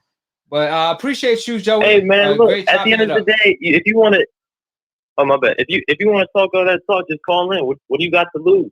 Yeah, man, they talking about so we brave in the biased. comment section. How we biased when we done talked about a topic for 30 minutes and they talking about, I don't know who they talking about is biased, but they won't call in. But the truth is not biased. Like I said, at the end of the day, I just speak the truth. So if you butt hurt by the truth, then the truth is not for everybody. But with that being said, I appreciate it, Joey. Good talking to you, AKHi. Yes, sir. How you doing, AKHi? Who this is and where you calling from? Toronto in the building, man. OG swag in the building, man.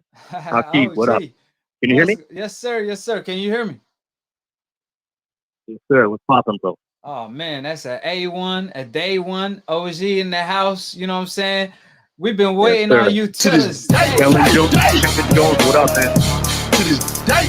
Hey, we've been waiting on you to this day. What's going on, OG, man? It's been a long time coming. Yeah, it took a while, but I'm here now, bro. I'm here now. So let me first what the last caller said about Errol Spence and Crawford. It's definitely not the same situation, right? Errol Spence doing what he was going to do. He said he was going to go collect the belt and then fight Crawford for undisputed, right? If you look at his competition, all top tier fighters, right? At the same time, he offered Bud 40%, and Bud doesn't want the 40%; he wants 50%. So it's definitely not the same thing, in my opinion. Well, that's a fact. I think what has to happen. Yes, I can hear you. Go ahead. Yeah. AKHi, you there? Yeah, I'm there. You just broke up a little bit, but yeah. Now I agree with you 100%. Yeah, I mean, I'm at work at bad reception. So let me know if you can't hear me. Yeah. No, we, like I said though, you brought up a great point, and that's what I said to him, that Errol didn't lie to us. Errol said, "I'm gonna collect all the belts," And that's what he's been doing. He fought Sean for the WBC. He fought Kell Brook for the 140 for the IBF. And we know every fight been a big fight. Obviously, the car accident was a step back, but even throughout the car accident, he came back and fought my man Danny Garcia right away. You got Teofimo Lopez. He want to fight Composis instead of fighting Devin when he's healthy, when he's 100%. He had a surgery on his leg, so it's not the same situation because Errol didn't tell the fans, you know, Terrence a bum. He never fought nobody. I will crush him. Errol Spence, he gave Terrence Crawford his credit. He's like, you know what? That's gonna be my toughest fight. You know, we're gonna go in the ring and try to kill each other. That's literally the words he used. So, you know, he just said, I'm a basically collect and do what I'm supposed to do on my side of the pond, and so I could have the leverage when it comes to negotiations, because ultimately that's the fight of the decade, right? And that's how he approached the fight. Teofimo, on the other hand, he wanted this Devin. He want to call him this. He want to call him that. He want to call him an email champion, then request a title through email himself. You know, witness protection title. You know what I'm saying? Like that's not how the game works. Yeah, exactly. And the thing that's funny. Yeah, sorry, it's a delay. Anyway, the thing that's funny to me is I remember when Wilder, we were putting pressure on AJ to fight Wilder for the undisputed, right? Right. And the excuses, oh, well, Wilder has to build his profile up. Nobody knows who he is. AJ has 3 belts, right? Wilder only has 1,000 IG followers, right? But now people, what? I guess they switched, because if you look at Bud, he hasn't sold any pay-per-view. He sold what, 150 between 2? Right? I don't even know how many IG followers he has. Probably has less than you, to be honest. Right? Yeah. And he's not a draw. Bottom line, he's not a draw. He's got 1 belt. Right? So bottom line is this. If Bud was to accept the 40% cut that Errol Spence gave him, the fight could happen right now, but he doesn't want to. Right? So what should he do then? Go fight somebody. Go fight Porter. I mean, Porter is mandatory. Fight that guy right now and build his profile. Yeah, right? Because that's what they told Wilder. Build your profile. Do the same thing. Get your weight up. We know that fight ain't going to happen anytime soon. Yeah, we know the fight ain't going to happen anytime soon, because Bob said that he losing money on Crawford. And the only problem, like the big problem right now, the fight is not going to happen until Terrence Crawford leaves Bob Arum. Because once his contract is up, once that information leaked out, now knowing Al Heyman, knowing that this man contract is going to expire this year in October, it's a no-brainer. He's going to wait it out till Crawford leaves Top Rank and go to PBC in order to keep all the money in-house. And even if Terrence Crawford wins, they get to keep all the belts in-house because now they signed Terrence. You know what I'm saying? So it's a lot that's going on. Even business is involved, especially in this situation in particular. You know, nevertheless, when it comes to Tio, on the other hand, like you pointed out about Errol and Terrence, you know, you got Tio. He don't got that many IG followers. He don't got more followers than Devin. Devin make more money, and he's still not wanting to fight Devin. I mean, they always trying to make it a money thing. Oh, there's not enough money on the table. Yeah. Well, Devin make more money than Tio though. So what do you mean build a fight? How you gonna build up a fight when Devin Haney make more money than Tio? Are you saying Tio needs to build up his name? He's got no following. Yeah, it's Devin. Devin got paid, I think, approximately $3 million his last fight. Teofimo got paid $1.25 million. So, you know, you see it, but Tio tells Devin you got to build up your name. When Devin is more popular, he more famous, and he get paid more.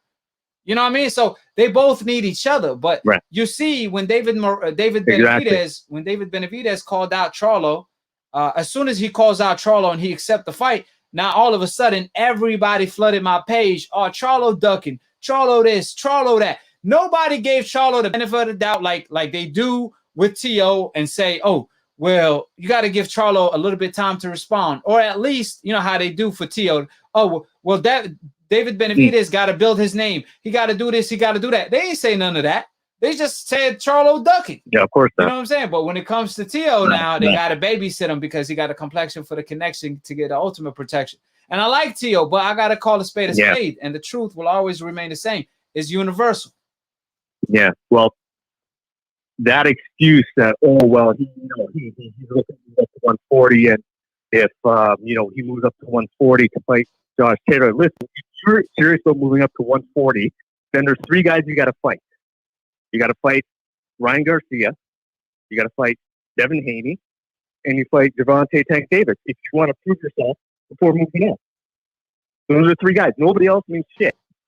So the fact that he's going to fight these Cambosis or whatever, and that's an excuse that he's moving up, that's complete bullshit. Because if you're really serious, you want to get the hell out of 135 and move up to 140. You're going to take down the 3 top dogs. You're going to prove yourself, come undisputed, and you're going to move up. Right. And it's crazy with that. Someone said, David, he said he never fought big names fighters. I'm assuming he's talking about who never fought big names. I think he's talking about Devin, right? But who did Cambosis fight? That's a big name. So okay, so how did Cambosis get the fight? If he ain't fight big names either. But Devin, who's a bigger star, who make more money, he need to fight a bigger name. But on the other hand, Cambosis doesn't have to. But it's not about. Yeah, well, I mean, we know those are all the excuses. They're excuses. These people lie. They know exactly what's going on. This is all caps, bro. It's all like cap. I said, there's a whole lot of capping going on. That's what Devin said to the public the other day. You know what I'm saying? So, like I said, it's like they say anything and everything, but let's fight. They will bring up any excuse out of the dirt, but say, let's fight. So we know who's avoiding the fight. Exactly. It ain't Devin. I'll tell you that. And then they say, exactly. Nobody wants Devin? To fight the guy. Yeah, when they say Devin, who have Devin Haney fought? Who have Devin Haney fought? Well, I got a better question for you. Who is willing to fight Devin? That's the better question, because even if his own mandatories rather eliminate each other, I'm talking about 4. They rather eliminate each other instead of fighting him, then what that tells you about the guy? That's the type of boogie status he possesses.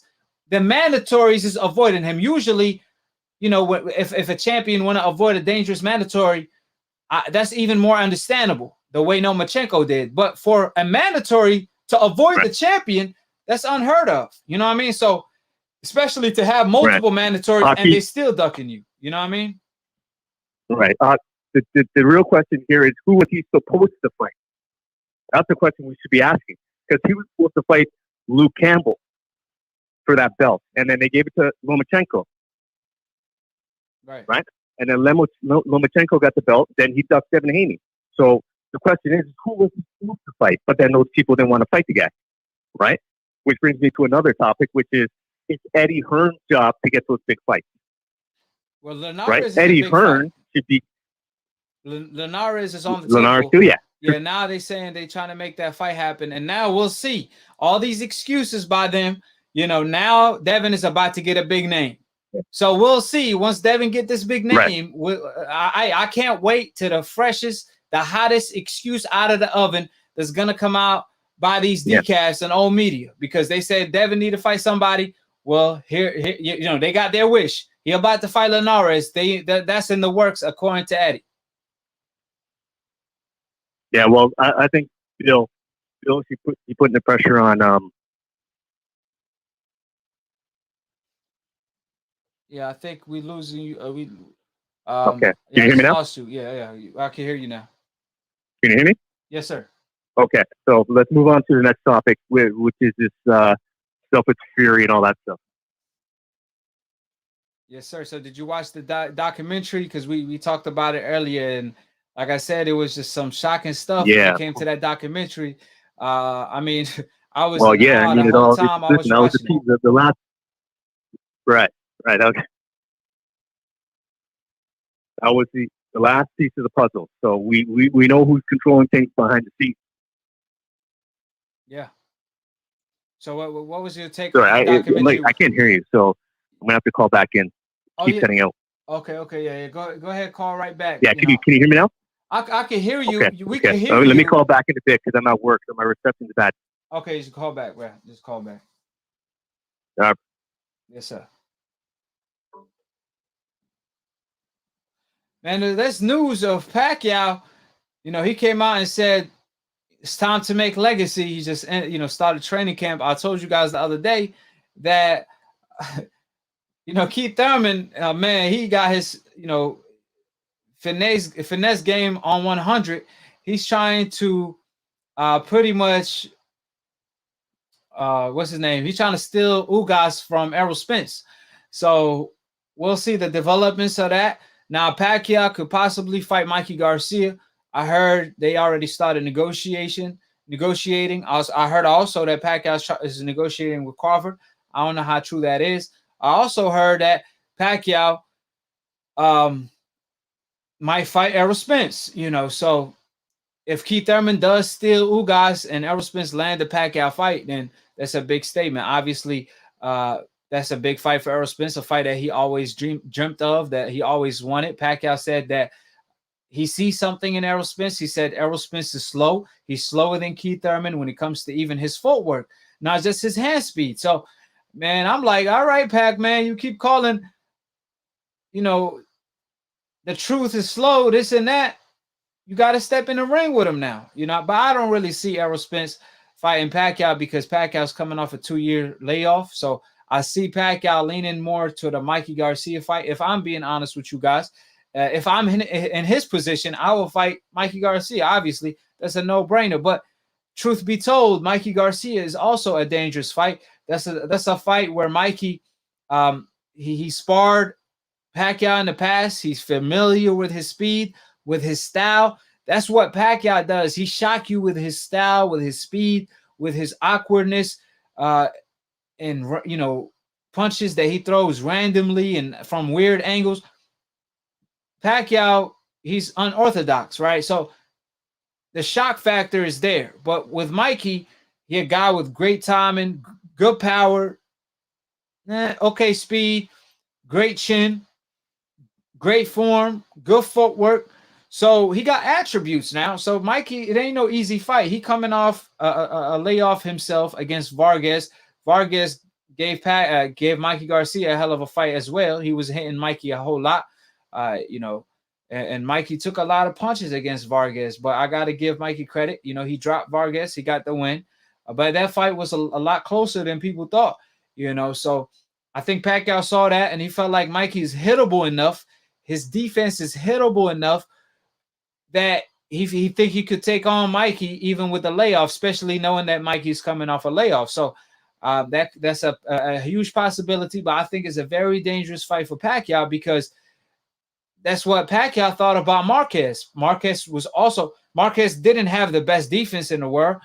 Marquez always got hit, clean, flush. He don't even block punches like that. Marquez especially their first fight, but we know what happens once they, Marquez pretty much got the timing of Pacquiao. He started timing him all night. So I think the same thing could happen. The same case will be for Mikey. I see Mikey Garcia timing Manny Pacquiao a whole bunch when they do fight.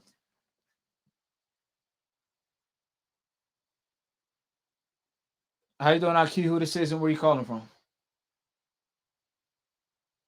Hello? Hello? Hey, Garcia. I don't know what's going on. Hello? Yeah, we can hear you breathing, but we don't hear you saying anything. Man. Well, I gotta go then.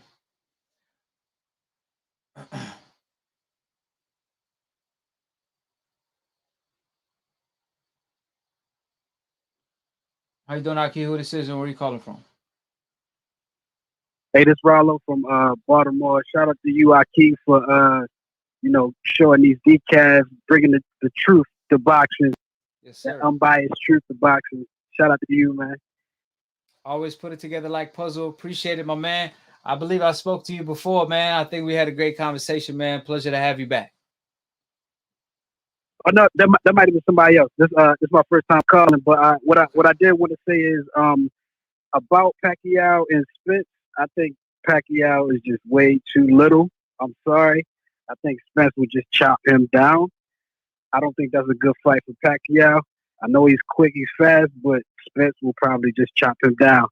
And as far as Crawford, I think Crawford, he should just take the fight. He should really just take the fight with Spence, because Floyd Mayweather, when he fought De La Hoya, if I'm not mistaken, he took a pay cut. He was probably worth more, but he took a pay cut just to get the fight. And now that truly paid off after he got the win.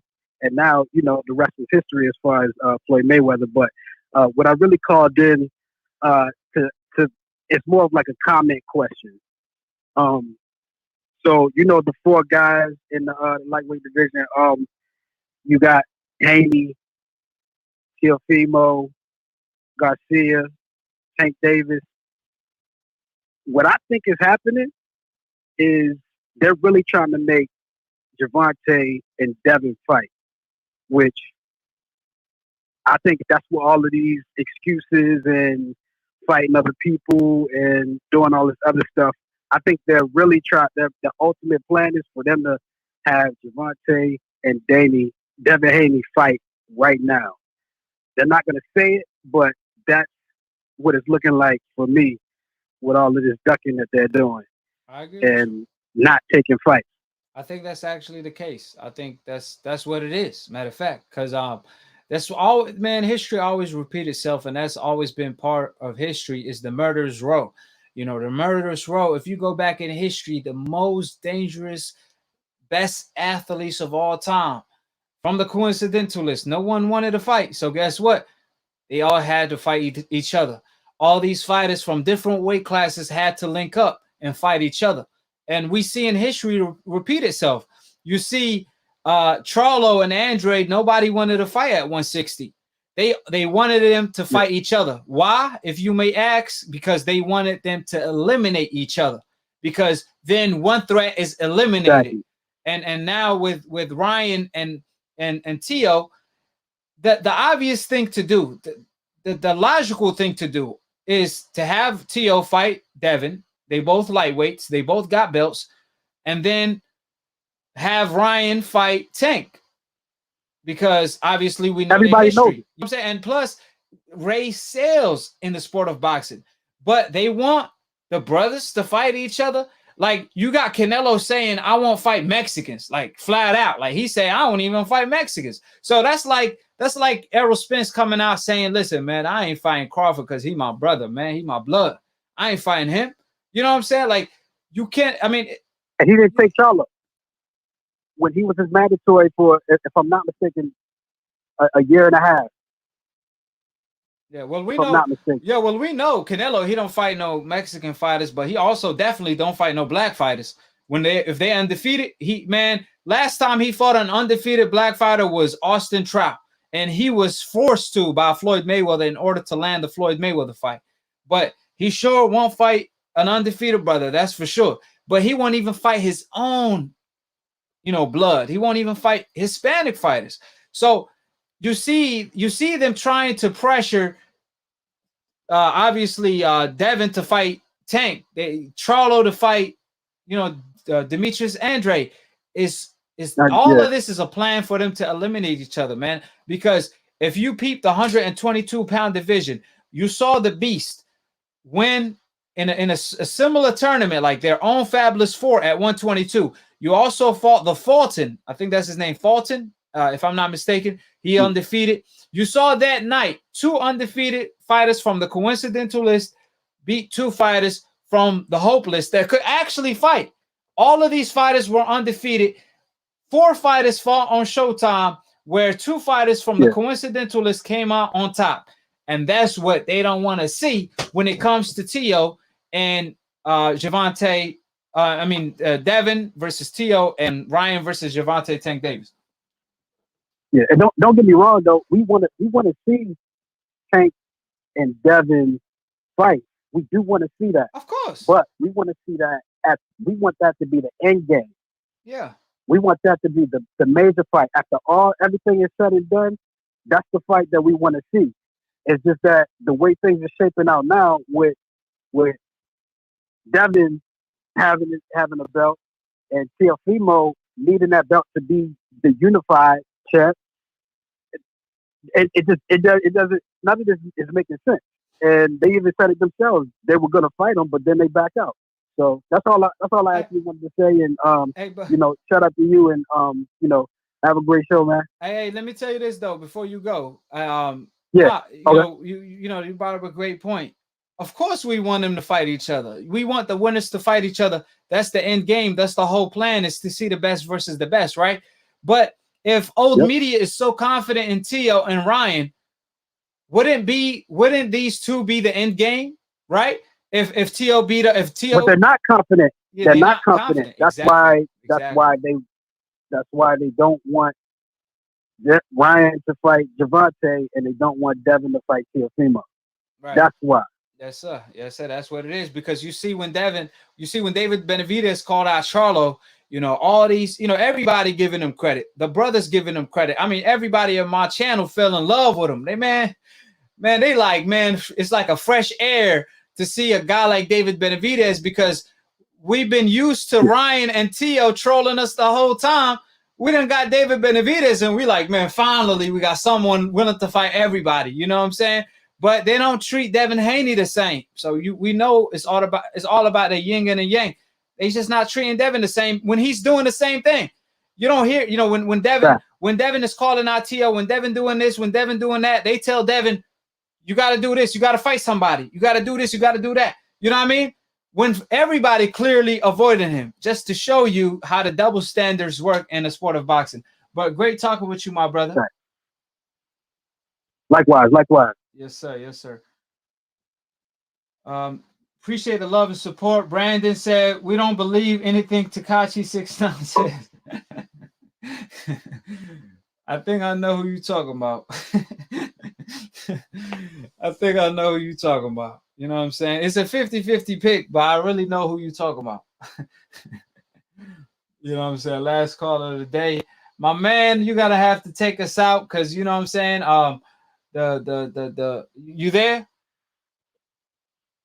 What it do, AKHi? It's your boy Jake. Hey, calling out of that. Oh, what it do, bro? Yes, sir. Yes, sir. The show is over. You know what I'm saying? But I do want to put you on to kind of like, you know, take us out. And just let the decafs know what time it is. It's smoke time when it comes to AKHi TV. And every time AKHi's on TV, it's duck time for them. You know what I'm saying? When AKHi's on TV, it's duck time for them. No smoke, no confrontation. No. What's going on? Talk to him. To all the decals listening in, I'm back. Better than ever. AKHi smoke style. Now, all you decals listening in, David Benavidez, my brother who called in the other day, spitting facts, Canelo Alvarez, Ryan Garcia. Ryan Garcia should honestly be ashamed of himself. He's honestly looking up to Canelo and doing the same things that he's doing and calling it smart business moves.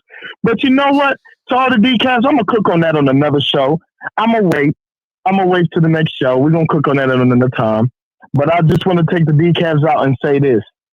You listening to the realest of the real? Nobody does it better. Yes, sir. What's the record? AKHi TV all day, every day. And what's the record? What's the record? Because I don't even know. I mean, and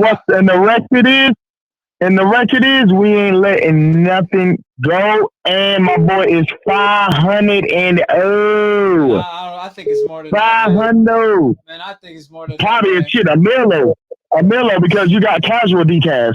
You got casual decals that claim you want to smoke, and then you'll smoke them without even knowing, casually. They'll be on the phone watching and be like, oh, damn, he done fucking got on my ass without me even having to call in. Of course. Why? Because we do facts over emotions. Right. Hey, let me send a message to all the decafs. First of all, shout out to all my AKHis. I appreciate the love and support. I'm humbled by all the love and support I've been receiving. Shout out to David Morrell. Shout out to David Benavidez. Shout out to David Morrell. You know what I'm saying? Shout out to all the champions that attended split decision. Shout out to Bill Haney for always keeping it trill on split decision. But at the same time, we got to tell the truth. And, you know, the truth is undefeated. That's why AKHi's undefeated. And a nation of you decafs can't hold me back. It takes 1 trillion of you decafs to hold me back. And obviously, but I did. There's two sides to every story. I want to say one thing after you got AKHi. Yeah, go ahead. I just wanted to say one thing, man. All the months, over all the years, you know, that I've been following the show, that I've been here, I ain't going nowhere. This is just the beginning for us. I just want to say thank you, AKHi, for what you do for us. You know, showing the world what real boxing, crisp, accurate, precise boxing content is all about. You know what I mean? And I thank you so much for that, AKHi. I've been going through some things, boxing, you know, getting my job straight and going through some things, you know, and I'm sorry I missed the show. I got some things to catch up on, and I wanted to say that live on the show and let you know how serious I am about the show and how much I love this show. And I just want to tell you that I'm back and I'm better, and it's 2021 season and we getting it. Time to work. AKHi style. Let's get it. We hitting a million. That's the goal. That's the plan. That's the vision. We in 1 mil. Yes, sir. The sky is the ceiling. The sky is the limit. So the truth has no limit. The truth always come out. So like I said, subscribe, click on the notification bell, and always watch. I keep put it together like puzzle every single time, because you know, smash that like button. Yes, sir. Yes, sir. Because to all these decafs, you know, there's nothing funny. You know what I'm saying? Like I said, all of my AKHis, they not laughing with you, they laughing at you. So to all the decafs that's trolling, grow some cojones and call in. And shout out to everybody that's tuning in. I appreciate the love and support. And to all of the, like, you know, it's a lot of troll channels. I don't even call them media. I call them troll channels, because they don't got no credibility. They don't report with facts. They always speak AKHi name in vain, but they don't have no cojones to call in and debate AKHi, because they know it's only going to be a first round KO, because they call me the can problem, get it. but you could call me the can man, because anybody can get it. Africans, Americans, Anybody Dominicans, Mexicans, anybody can get it. So to all these troll channels, man, grow some cojones and call in, because I recently discovered you trolls got no cojones.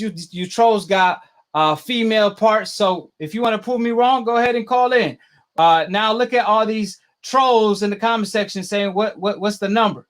Like I said, that when the show is over, now they all you decals better call in. Y'all need to stop. You know what? I swear to God, I swear half of you decals, man, excuse my language, Lord, but all you decals are cap, bro. Like Ryan Garcia. Ryan Garcia, I know you listen to the show, and I know you listening right now. You're a joke. You're a joke. Why would you be with Mike Tyson to call out Gervonta Davis, who we're from the same city? What did you gain out of that? Is my question.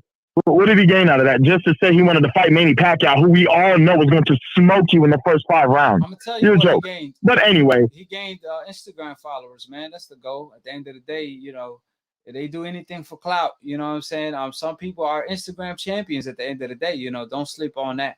You know what I'm saying? I mean, a lot of and then Berlinga.